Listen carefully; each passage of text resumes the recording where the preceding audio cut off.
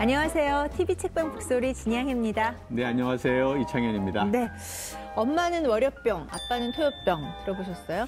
월요병을 알겠는데 토요병, 이게 뭘까요? 월요병도 아실 것 같으세요? 월요병은 뭐 월요일 날부터 뭐 일이 좀 많아진다, 뭐 이럴 뜻 같으니까. 네. 근데 생각하신 거랑 좀 다르더라고요. 그래요? 네.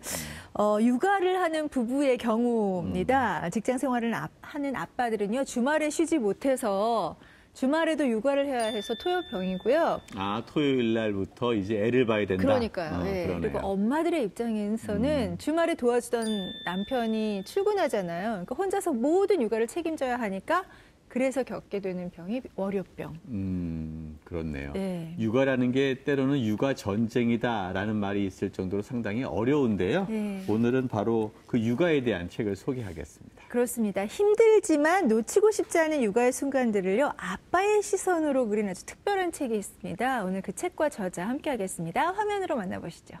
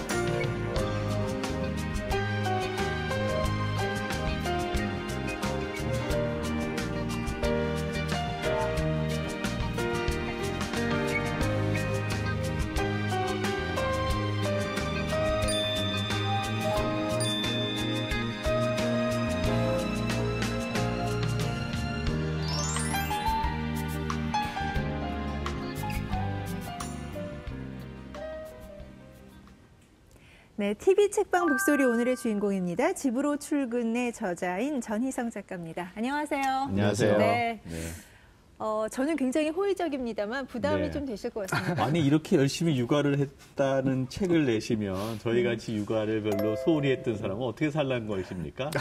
아직 늦지 않으셨기 때문에 네, 지금부터 네, 지금 다 컸지만 한번 해보겠습니다. 예. 네. 엄마는 모르는 아빠의 리얼 육아 스토리라는 부제가 붙어 있거든요. 네. 예.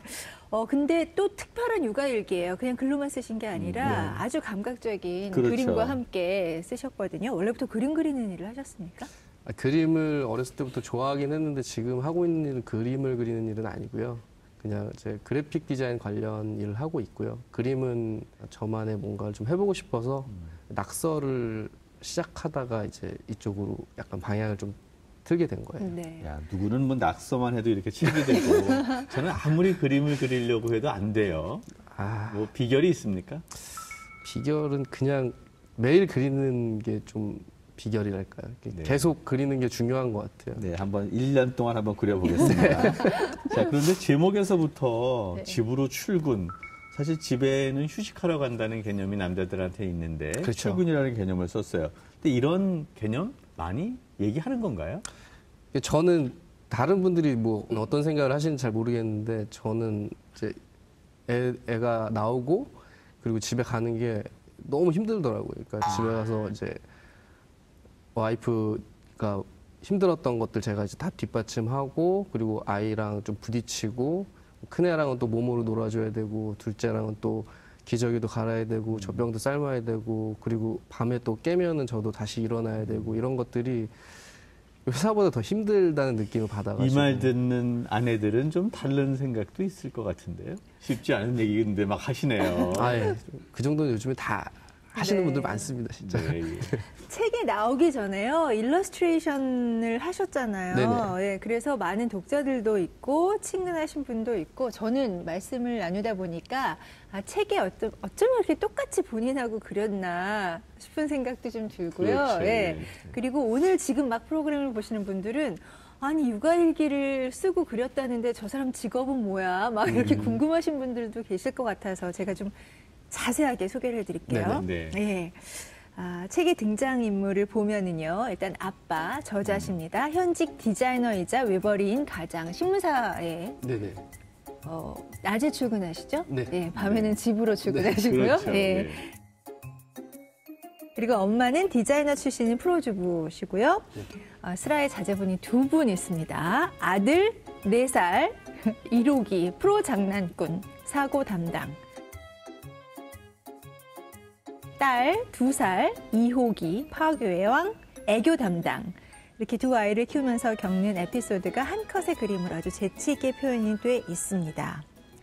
작가니까 네. 이 부분을 좀 남겨야겠다 의도를 하셨습니까? 아니면 우연히 그렸는데 반응이 좋으니까 한번 해볼까? 네. 그냥 아까 말씀드렸던 것처럼 제가 뭔가 제 거를 좀 하고 싶어가지고 네.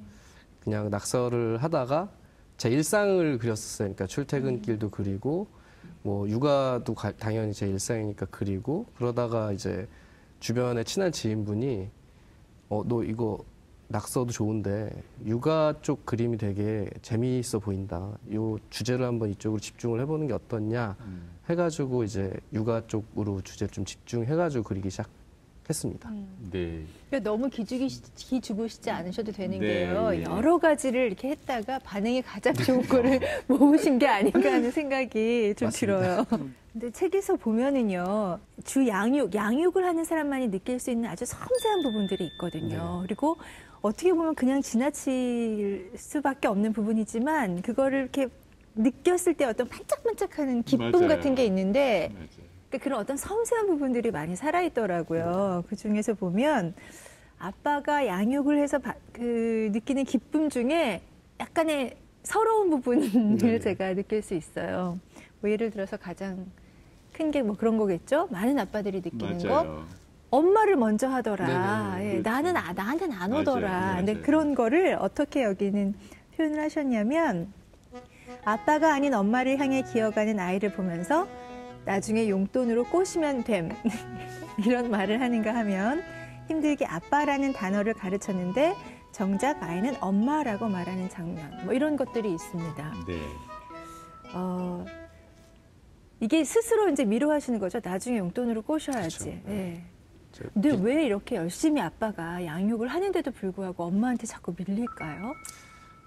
이렇게 시간을 누구랑 같이 많이 보내느냐가 사실은 관건인 것 같은데 거기에 장사 없는 것 같더라고요. 아, 그래요? 네. 네. 그러니까 제가 뭐 가서 아무리 열심히 놀아주고 해도 어쨌든 저희 집의 그 최종 보스가 저 엄마기 때문에 아이는 알죠. 누가 결재권자인지 그렇죠. 알고 예. 그리고 그 다음 날 아침 밥을 누가 줄 건지 그렇죠. 정확히 아니까. 최고 권력자가 누군지를 애들이 다 알기 때문에 엄마의 영향권 아래 다 있는 거군요. 그렇죠. 아빠부터 네. 애들까지. 근데 이 책을 보면 사실 아빠들이 볼 때랑 엄마들이 볼 때랑 조금 다를 것 같아요. 아빠들은 되게 감동할 것 같고 엄마들은 글쎄 뭐 아빠가 썼는데 뭐 대단한 것 같지 않네. 좀 다를 것 같은데 반응들은 어떻습니까? 그러니까 남자친구들은 이제 잘 찝어낸다. 뭐 살짝 이해가 안 가는 부분도 있지만 그러면 제가 너가 육아를 열심히 안 해서 그렇기 때문이다. 뭐 이런 식으로 제가 공격을 하기도 하고 그리고 엄마들이 볼 때는 엄마들도 분명히 공감하시는 분들은 공감을 많이 표현해 주시고 말씀하신 것처럼 남자가 어떻게 뭐 육아해봤자 뭐 나만큼 힘들겠어? 라는 반응을 보여주시는 분들도 가끔 계시긴 근데 하더라고요. 사실 물어본 이유는 네. 많은 여성들이 이걸 보고 나서 아니 우리 남편은 왜 안 하는데 다른 남편은 왜 이렇게 잘해? 라고 해서 남편의 바가지 긁을 수 있는 근거를 준 게 아닌가 싶어서 그래요. 제가 공공의 적이 될 수도 있다는 생각을 하고는 있습니다. 잘못하신 거죠? 잘못했습니다. 그런가요? 네. 아니 근데 정말 반응이 좋으니까 책으로 이렇게 출간을 하자는 의뢰까지 받으신 거 맞아요. 아니겠어요? 네. 제가 제일 궁금한 건 그거예요. 아마 첫 번째 독자이시기도 하고 네. 사실을 정확히 파악하고 계시는 그렇죠. 분이실 것 같아요. 부인의 반응. 부인은 어떻습니까? 일단 처음에는 별로 안 좋아했습니다. 이렇게 가정사를 약간 이렇게 밖으로 노출시키는 것 같아서 별로 좋아하진 않았었고요.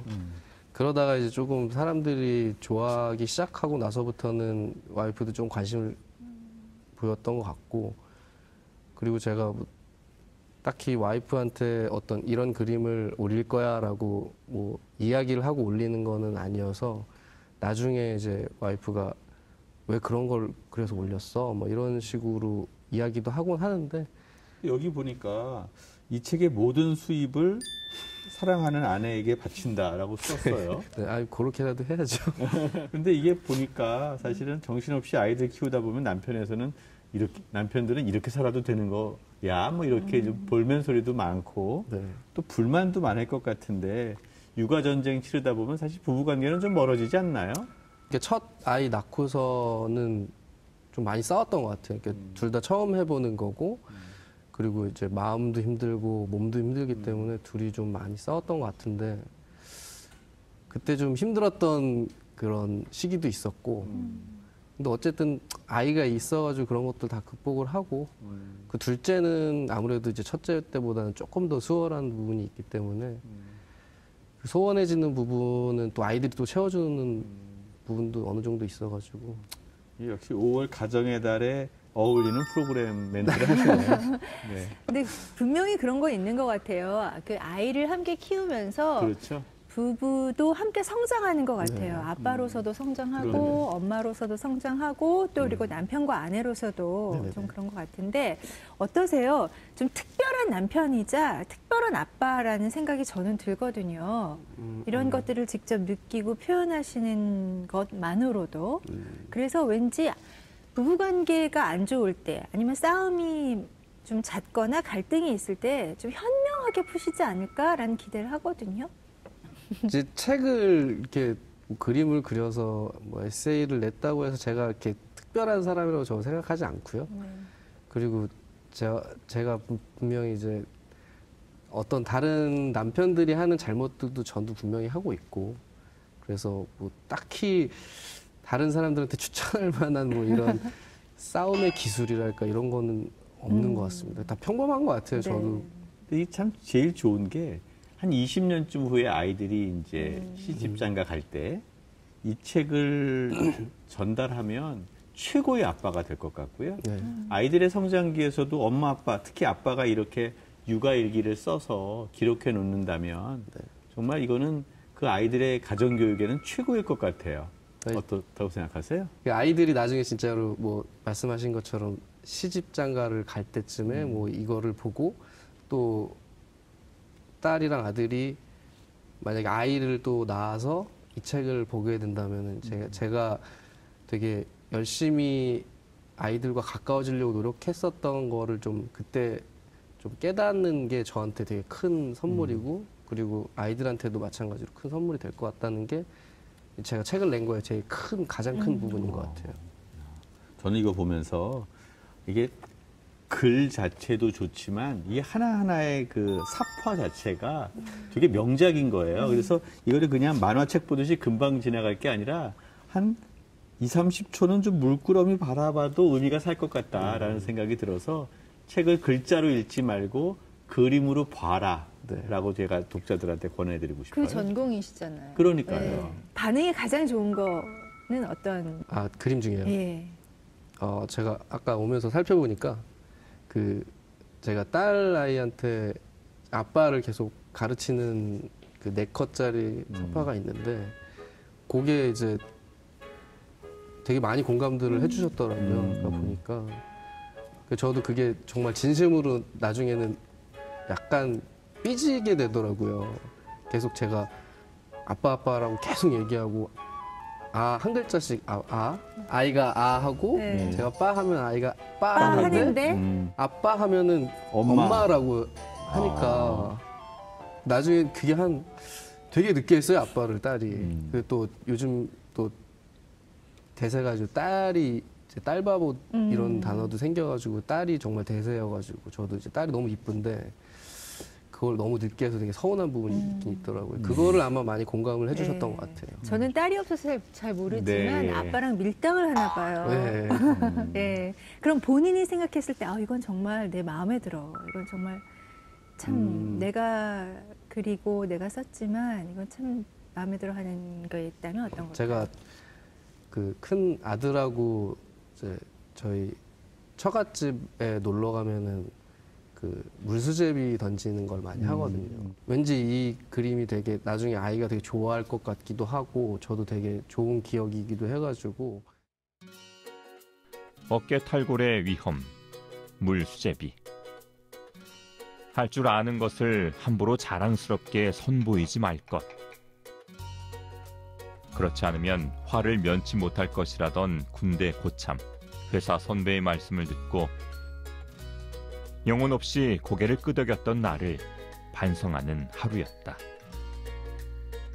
아빠와 아이가 물수제비 뜨는 장면. 네. 사실 이거는 아이들이 커서 너무나 인상적으로 느낄 수 있는 부분이 아닌가 네. 생각이 들고요. 자, 이렇게 기록하는 과정에서 보면 아이들을 좀 더 유심히 바라볼 것 같고 네. 또 기본적으로 시선도 달라질 것 같아요. 네네. 기록하면서 어떻게 시선이 바뀌던가요? 처음에는 제가 이제 출퇴근길에 오늘 무슨 일이 있었지라고 생각을 하면서 메모했던 걸 그렸었어요. 그러다가 이제 조금 더 제가 집중을 하다 보니까 아이와 있을 때 이제 생각보다 금방금방 지나가서 잊혀져 버리는 순간들이 되게 많더라고요. 그래서 아이하고 좀 집중해서 놀면서 그때그때 아이가 막 했던 반짝반짝거리는 순간들을 잽싸게 이제 기록을 하는 거죠. 그때그때. 그러니까 뭐 아이한테 야 아빠 잠깐 화장실 갔다 올게. 그리고 화장실 가서 메모하고 오고 그리고 아빠 물 좀 먹고 올게 하고 냉장고 가서 냉장고 옆에 있는 포스트에다 적고 막 이런 식으로 그때그때 생각나는 거를 그때그때 적어놓게 되는 것 같더라고요. 이제 점점 안 그러면 이제 잊어버리니까. 아까운 이야기들이 너무 많이 예. 지나가 버려가지고 162페이지 사파인데요. 아빠가 딸의 머리를 묶어주는 네네. 사파가 있어요. 아, 그게 와닿구나. 한 번도 못 해본 것 그런 같아요. 경우 못 해보셨죠? 네. 네. 사실은 저도 못 해봤어요. 저희 아이들의 머리를 묶어줄 그렇죠, 일은 남자애들이니까. 없었는데 네. 사실 근데 저는 저희 어머니가 일을 하셔서요. 어. 저희 엄마가 저 머리를 묶어줬던 기억도 별로 없는 것 같아요. 근데 이게 아빠가 어린 딸의 머리를 묶어준다? 이게 어떤 걸까? 그리고 굉장히 아름답겠다. 막 그런 야. 생각이 들어요. 그게 한번 여쭤보고 싶었어요. 네. 어떠셨어요? 이것도 제가 이제 딸 아이 머리가 되게 안 자라가지고 언제 내가 잘하면 묶어줘야지 하다가 이제 처음 묶어보는데 이제 머리를 남자들이 묶는다는 게 쉽지가 않으니까 잘 안 묶이더라고요. 여기- 가만히 안 있어가지고 계속 풀리고. 그렇죠. 네. 예. 여기 또 이제 다리가 저린다는 표현을 아빠 다리가 반짝반짝해. 이거 되게 반짝반짝한 표현이에요. 네네네.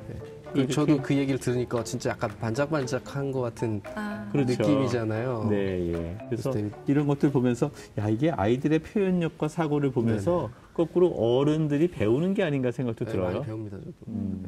그런 것도 있고 과속방지턱을 연속으로 넘어가는데 차가 딸꾹질한다고 뭐 그런 식의 표현도 하고 되게 너무 신선한 표현들이 많아서 그 1호기가 유난히 똑똑해서 그런 건가요? 그냥 그 모든 아이들이 그런 이야기를 저는 할 거라고 생각해요. 근데 네. 그거를 모두가 놓치고 있는 게 아닌가.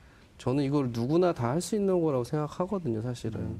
그러니까 조금 더 집중해서 아이와 지내는 시간들을 조금 더 집중해서 바라보고 뭐 이러면은 꼭 그림을 안 그려도 뭐 그냥 사진으로만 남겨도 그 사진에 글귀 하나씩 남겨도 그때 나의 마음 같은 것들 그리고 뭐 진짜 사진이 없어도 뭐 글만 있어도 그때 내가 느꼈던 상황들 같은 것들을 좀 잘 모아서 꾸준히 그냥 계속 하시면은 그게 뭐 저처럼 운 좋게 책을 내게 되면 좋겠지만 그게 아니더라도 그거 자체로 이제 아이한테 큰 선물이 될 수 있기 때문에 저는 이게 되게 어려운 거라고 생각은 안 해요. 그러니까 다들 하실 수 있을 것 같아요.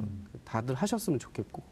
그리고 이게요, 육아를 경험한 사람들한테 어떤 끈끈한 동지애 같은 걸 그렇죠. 느끼게 하는 게 효과가 있는데, 저는 사실, 이렇게 가장 설득력 있게 다가온 게요, 근무교대 부분이었어요. 근무교대. 네. 출근하듯 퇴근해서 집에 오면 아내는 이미 녹초가 되어 있다. 하루 종일 혼자서 입 한 번 방긋거리지 못하고 애썼을 아내를 생각하니 마음이 너무 아팠다.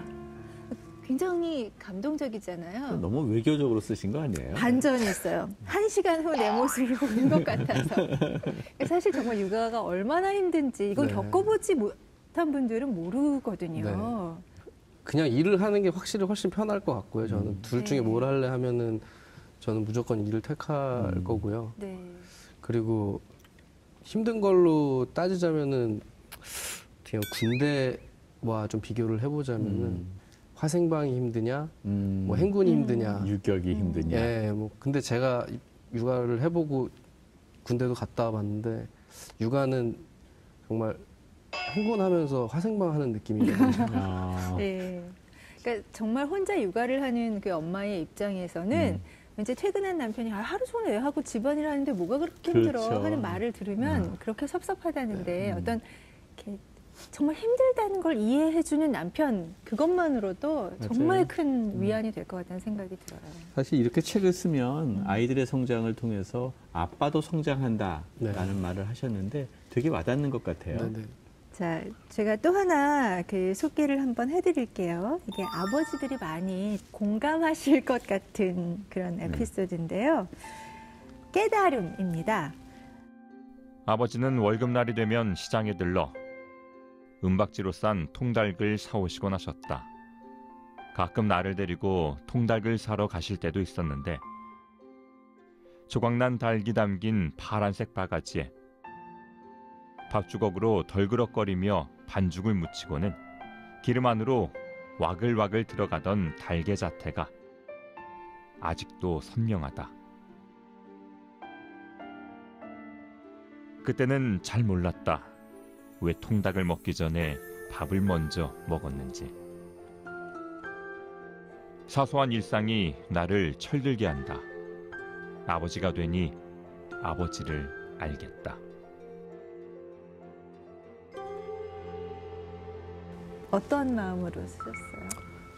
그 제가 솔직하게 말씀드리면 아버지하고 그렇게 막 살가운 사이는 아닌데 저 이때 그 시장에 아빠랑 같이 이제 치킨 통닭을 사러 갔던 그게 생각이 많이 났어요. 근데 애들이 이제 크고 이제 첫째가 치킨에 입문하고 나서부터는 이제 한 마리로 안 되겠더라고요.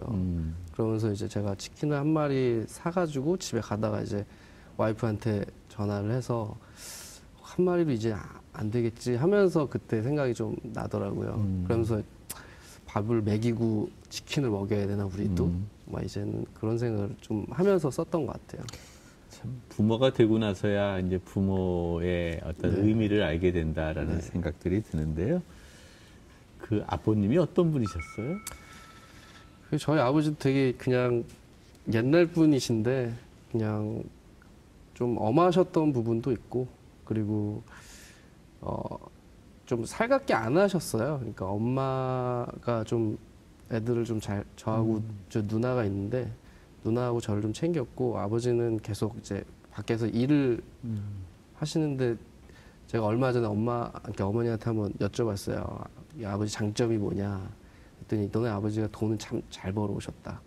그러니까 너네한테 못 해준 거는 되게 미안해 하고 있고 뭐 그래도 자기는 너네들 키우려고 돈 되게 열심히 벌었다. 뭐 이런 식의 말씀을 하셨다고 하더라고요. 예, 그러니까 막 살갑게 아버지랑 막 놀고 막 이랬던 사이도 아니고 요즘에도 그냥 가서 대면 하는 사이인데 그래도 제가 이런 걸 하다 보니까 아버지 마음을 조금 이해하게 되고 좋은 부분이 생긴 것 같아요. 아, 혹시 아버님께서 이 책 보셨습니까? 제가 보셨는지 안 보셨는지도 모르겠어요. 갖다 드렸는데. 아, 네. 아니, 대면 하시군요. 네, 그냥 딱 보신 건지도 모르겠고 뭐 딱히 말씀을 안 하셔가지고 어머니는 이제 잘 봤다, 재밌었다, 뭐 이런 게 있었구나 뭐 이렇게 말씀하시는데 아버지는 구체적으로 어머님께서는 뭐 이렇게 의견 같은 건 안 주시고요. 아 그때 제가 책에다가 그거를 써놓은 게 있어요. 네. 와이프가 이제 애가 생기면 회사를 그만뒀으면 좋겠다고 생각한 제 이유가 어렸을 때 저희 어머니가 일을 하셔가지고 제가 이제 뭐 유치원 소풍 갈 때 뭐 엄마가 같이 안 간 막 이런 기억들이 나가지고 난 나중에 크면은 꼭 내 아이는 엄마가 키우게 해야지 하고서는 이제 제가 실제로 와이프하고 얘기도 많이 하고 와이프가 회사를 그만뒀는데 이제 뭐 그런 내용을 제가 초반에 써놓은 게 있는데 어머니가 그걸 보시고 되게 미안해 하시더라고요. 그러니까 그때 미안했다고. 자기가 이래가지고 그런데 못 쫓아간 거 되게 미안했다고 그 얘기하시더라고요. 말씀을 들으시니까 어떠셨어요? 막상 그러니까 어머니가 좀 미안하다고 하시니까 그래도 이제 저랑 이제 누나를 위해서 그래도 열심히 일을 하러 가신 건데 그걸 좀 미안하실 필요까지는 없었던 것 같은데 제가 괜히 책에다가 그런 내용을 집어넣은 게 아닌가 하는 약간 그런 생각도 들었고. 근데 엄마가 보기에는 네. 자기 남편은 육아 과정에 이렇게 열심히 참여하지 않았는데 네. 아들이 이렇게 육아를 열심히 하는 거에 대해서 네. 좀 양가적인 느낌이 있을 것 같아요. 그 너무 애쓴다 이런 생각도 들고 거꾸로 내 남편은 왜 이렇게 안 해줬었지? 막 이런 생각도 들고. 저희 어머니는 되게 칭찬 많이 해주시고요. 그리고 제가 느끼기에는 좀 시집살이도 좀 안 시키시는 편인 것 같고. 그래서 와이프 이렇게 며느리를 되게 이해하려고 많이 노력하시는 편이셔가지고 잘 하고 있다고 더 열심히 하라고 좀 그렇게 좀 엉덩이 툭툭 쳐주시는 스타일이세요. 네. 참 보기 좋습니다. 네. 그런 분위기에서 이런 책이 나올 수 있는 게 아닌가 생각들이 들어요. 그러니까 이제 보통 아유 그 그래. 며느리 도와주느라고 우리 아들 너무 고생해 이런 네. 생각이 아니라 참 훌륭히 잘 가정을 건사하는 내 아들 이런 생각을 하실 것 같다는. 네. 와 멋지시네요. 네, 멋진 정말. 엄마의 멋진 네. 아들이네요. 네. 저는 잘 진짜 모르겠는데 저희 그러시네요. 어머니 좀 멋지신 분이시긴 해요. 네. 저는 잘 모르겠습니다. 좋습니다. 이게 엄마 PR 프로그램도 되고 이런 적 처음입니다. 이제. 게스트 중에서 엄마를 PR했던 적은 처음인데 좋습니다. 네, 감사합니다. 사실 여기 책에서도 부인도 이렇게 육아하면서 직장을 그만두게 되고 네. 사실 이래서 육아라는 게 어떻게 보면 우리 사회의 저출산 문제랑도 좀 네네네. 긴밀하게 관련되는 게 아닌가 싶어요. 네. 그래서 앞으로 좀 정부나 사회적 역할도 좀 필요한 게 아닌가 생각이 드는데 네네네. 어떻습니까? 그러니까 일단은 저희 와이프가 제가 처음에 말씀드린 것처럼 뭐 일을 안 했으면 좋겠다, 아이를 키웠으면 좋겠다라고 했지만 이제 어느 정도 키우고 나서는 이제 와이프도 자기를 찾는 어떤 일을 해야 된다고 생각을 하거든요. 근데 그런 측면에서 이제 사회적으로 이제 우리나라에서는 좀 경력 단절 문제가 좀 심하니까 그런 거에 대한 그 정부의 정책 이런 것들이 좀 더 구체적으로 필요한 부분이 있다고 생각을 하고요. 그리고 저출산 문제도 이제 아이를 제가 둘을 낳아서 키우다 보니까 사실 드는 돈이 어마어마하더라고요. 들어간 돈이. 그런 부분에 대해서도 어느 정책적으로 좀 해결을 해줄 수 있는 부분이 있으면 좋겠다고 많이 느끼고 있습니다. 자연스럽게 다음 주제가 좀 궁금해져요. 이게 좀 육아일기니까 네네. 그 다음에는 초등학교 가고 중학교 가고 그러면은 학원 일기 뭐 이렇게 해서 교육 문제를 다룰 것 같기도 한데 다음 주제 좀 있습니까? 제가 그런 거를 구체적으로 생각은 안 해봤는데요. 그러니까 계속 제가 하던 건 아마 계속 할 것 같고 아이가 커가는 거를 뭐 계속 관찰하면서 지금처럼 하던 건 계속 하겠지만 조금 더 생각만 하고 있는 거는 아이들의 어떤 그 아빠와의 어떤 유대 관계를 위한 어떤 교육 철학 같은 거를 조금 더 공부를 해보고 싶어요. 그런 거를 좀 엮어서 뭐 교육에 대한 뭐 이런 그림을 좀 더 그려보고 싶기도 하고 그렇습니다. 어떠십니까? 아이에게 물려주고 싶은 세상, 어떤 세상이면 나의 사랑하는 아이들한테 물려주고 싶다 이런 생각 구체적으로 하실 것 같습니다. 제일 중요한 건 좀 공정하게 경쟁할 수 있는 사회면 좋을 것 같아요. 그러니까 저희 아이가 어떤 특별한 뭐 특출난 그런 게 없고 자기가 좋아하는 걸 하면서 어떤 경쟁력을 가질 수 있는 그런 공정한 사회? 이런 사회를 좀 만들려고 저도 노력을 하고 사회적인 그런 분위기도 좀 잘 그쪽으로 흘러갔으면 좋겠어요. 네. TV 책방 북소리 공식 질문 하겠습니다. 내 인생의 한 구절입니다. 전희성 작가가 가슴에 담고 있는 네. 오래도록 기억에 남는 책 한 네. 구절 어떤 게 있을까요? 제가 그 시를 원래 잘 안 보는데 제가 군대에 있을 때 친구가 시를 한 편 써서 보내준 게 있어요. 이게 정호승 시인의 수선아에게라는 시를 자필로 적어서 보내줬었는데 그때 되게 힘이 많이 됐었거든요. 근데 그 첫 구절이 외로우니까 사람이다라는 글인데 수선화에게 정호승. 울지 마라. 외로우니까 사람이다. 살아간다는 것은 외로움을 견디는 일이다. 공연이 오지 않는 전화를 기다리지 마라. 눈이 오면 눈길을 걷고 비가 오면 빗길을 걸어가라. 갈대숲에서 가슴 검은 도요새도 너를 보고 있다. 가끔은 하느님도 외로워서 눈물을 흘리신다. 새들이 나뭇가지에 앉아 있는 것도 외로움 때문이고 내가 물가에 앉아 있는 것도 외로움 때문이다. 산그림자도 외로워서 하루에 한 번씩 마을로 내려온다. 종소리도 외로워서 울려 퍼진다.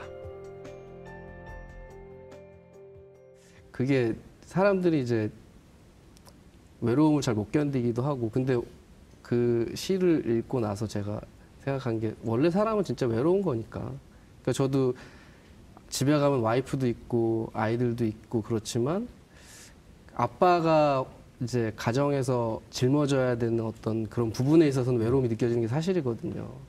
이제 그것도 당연한 거다라고 생각을 하면서 버틸 수 있는 거, 뭐 외로움도 당연한 거고 그러면서 거기서 얻는 또 에너지가 있더라고요. 그렇죠. 근데 그걸로 또 그림을 하나 더 그릴 수 있게 되고 그런 것 같습니다. 네. 네.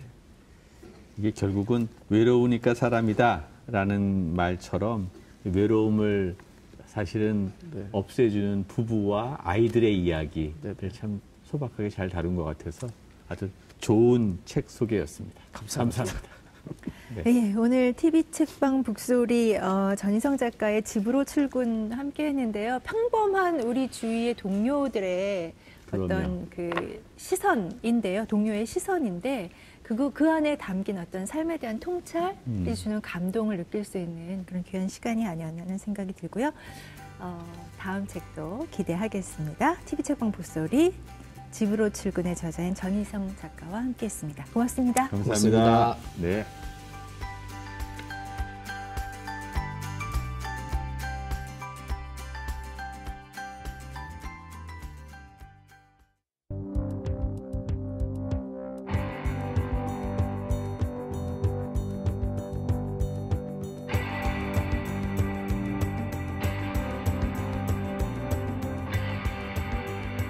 집으로 출근이라는 책은 임신, 출산, 육아 과정을 아빠의 눈으로 살펴본 그림 이야기입니다. 저자가 신문사에서 10년째 인포그래픽 디자이너로 일하고 있으니 그림 하나하나의 의미가 함축적입니다. 보통 육아일기 하면 엄마의 일기를 떠올리는데 이 책을 쓴 아빠는 육아를 통해 아빠도 성장하고 있다는 이야기를 하면서 이 시대를 힘겹게 살아가는 모든 아버지들에게 박수를 보낸다고 합니다. 성장기의 청소년 이야기가 아니라 아이를 키우며 성장하는 아빠의 이야기인 셈이지요. 저자는 아이가 생기면서 또 다른 우주가 열리고 그에 따라 세상의 중심이 바뀌었다고 말합니다. 그리고 그 아빠는 아이가 자신을 아빠라고 부른 그 순간 그제야 진짜 내가 된 것 같았다라고 말합니다. 그리고 아빠라는 두 번째 내 이름을 불러줘서 고마워라고 말하고 있습니다. 이 책은 엄마는 모르는 아빠의 리얼 육아 스토리라는 부제를 갖고 있습니다. 그렇지만 집으로 출근하는 남자의 삶이 그리 편안하지만은 않습니다. 직장에서 육아휴직을 신청하는 사람들은 상사의 눈치를 봐야 합니다. 이러한 상황에서 여성들에게만 육아 독박이 씌워지기도 하지요. 우리나라는 OECD 국가 중 가장 낮은 출산율을 보이고 있습니다. 이러한 출산율이면 먼 훗날 결국 국민이 없는 나라가 되지 않을까 걱정도 됩니다. 이 책에서 아빠는 이렇게 말합니다. 이 세상에 반복해서 하는 일인데도 능숙해지지 않는 게 있다면 그건 바로 아이를 키우는 일이다라는 것입니다. 어제보다 오늘 더 힘들지만 어제보다 오늘 더 행복한 일. 그래서 나는 오늘도 집으로 출근한다고 말합니다. 이러한 소소한 아빠들이 많이 나오는 나라가 행복한 대한민국입니다. Tu me disais, je sais tout est fini.